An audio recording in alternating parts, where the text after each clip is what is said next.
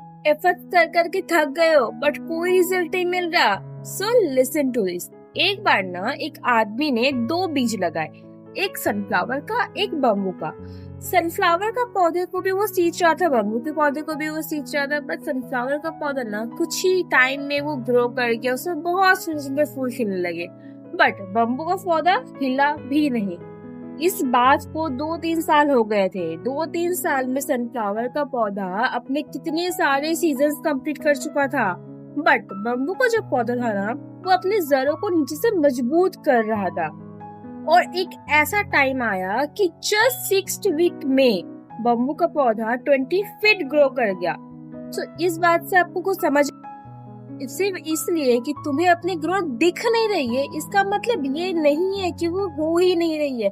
तुम हर दिन कुछ नया सीख रहे हो, वो अलग बात है, वो तुम्हें दिख नहीं रहा। इसीलिए तुम अपने ऊपर पेशेंस रखो क्योंकि तुम्हारा भी टाइम आ रहा है। Bye bye, stay magic.